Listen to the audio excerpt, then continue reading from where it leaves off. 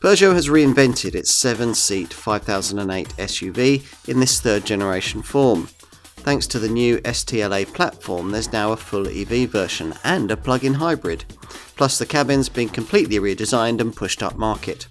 Family transport just got upgraded. You wouldn't call this third generation 5008 pretty, but it looks quite futuristic. Perhaps more the kind of car the current 3008 would have been if Peugeot hadn't decided to make that model a coupe-style SUV. So, will it be as avant-garde inside?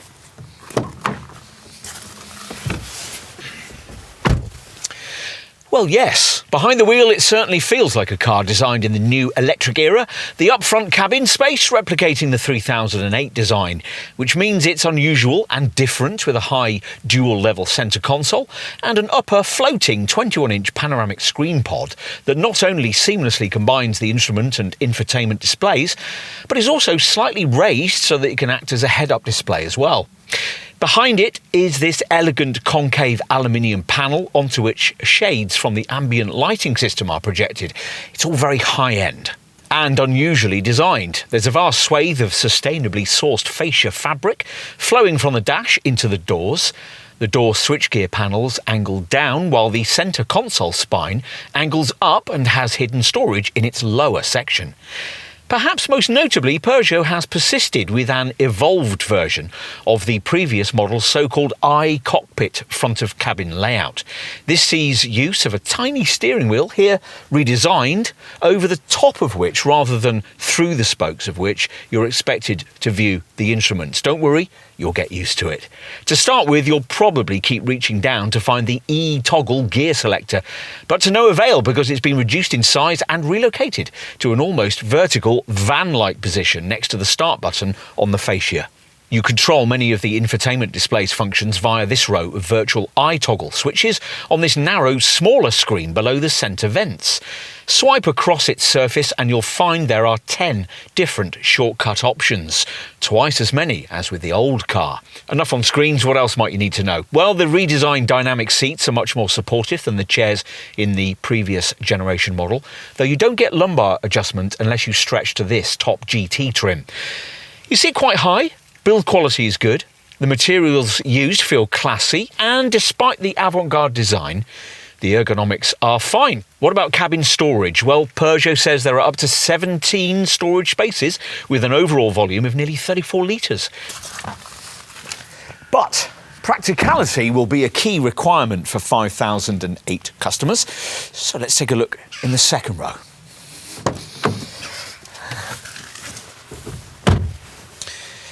Some customers may be disappointed to find that the 3 individual second-row seats of the previous generation model have been replaced by a different configuration. This one lacks the old individual ISOFIX points, but offers 2 larger, more comfortable outer seats, flanking a narrow one in the middle that does without the child seat mount. Still, the bench base slides by up to 150mm and the backrest reclines, and even before you start fiddling with this, there's plenty of head and leg room. You also sit a little higher than you do at the front, which gives a better view out and might prevent car sickness. The third row isn't too difficult to get to. You just pull up these latches on the seat shoulder. And once you're inside, thanks to this Mark III model's extra 60mm of wheelbase length, accommodation is a little more spacious than it was with the previous generation model, though it's still clearly primarily intended for kids. We'll finish with a look at boot space, which impressively is the same regardless of drivetrain choice. With the third row in place, there's 348 litres of boot capacity. There's a light on the left and a deep stowage well beneath this luggage board. Pull these lower black tabs to fold the rearmost seats down, and the revealed completely flat area is 916 litres in size. There's 2,232 litres of space with the second row folded too. We'd suggest you start your search for a 5008 with a hybrid 136 variant you can't plug in. That self-charging hybrid powertrain can operate more than 50% of the time in zero-emission all-electric mode during low-speed urban cruising. offering improved fuel economy of up to 15% over the old PureTech 130 model for fewer trips to the pumps and a significant reduction in CO2. The actual 5008 hybrid 136e DSC 6 figures are up to 52.5 mpg on the combined cycle and up to 122 grams per kilometre of CO2. Thanks to the CO2 reduction, the hybrid powertrain has a reduced rate of vehicle excise duty and a lower rate of benefit-in-kind tax for company car drivers, 30% compared to 34% for the old-shape model's blue HDI 130 diesel unit. But of course, that's nothing like as good a tax return as you get from the plug-in 5008 models Peugeot really wants to sell you. The plug-in hybrid 195 variant will go up to 55 miles on a charge, and as a result, there's a CO2 return rated at up to 18 grams per kilometre. The combined cycle fuel returns rated at up to 356.2 mpg, though in reality what you'll actually get won't be that much different to the frugality of the previous generation diesel.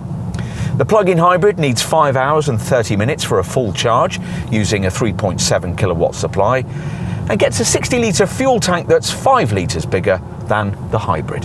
On to E5008 charging. Well, a little surprisingly, the STLA Medium platform hasn't been engineered with the 800-volt architecture that would enable use of the latest breed of ultra-rapid DC public chargers.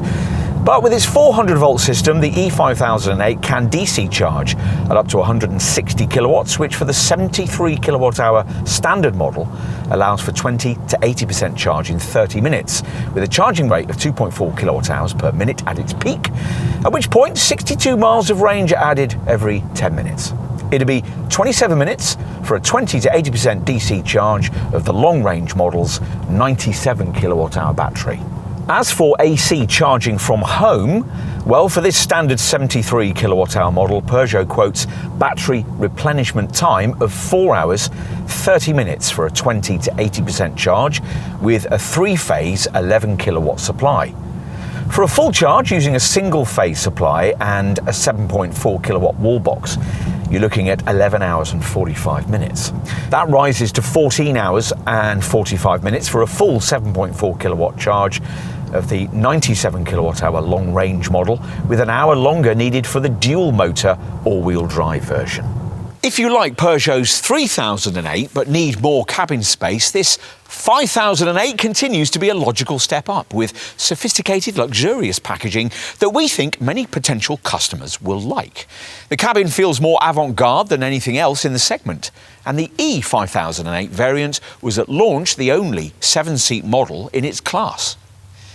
You might not like the divisive cockpit driving position or the fact that you can't have all-wheel drive on the combustion models, but these aren't deal breakers. What matters is that the third generation 5008 feels special in a way that no other car in the segment does, in a way that's uniquely Peugeot.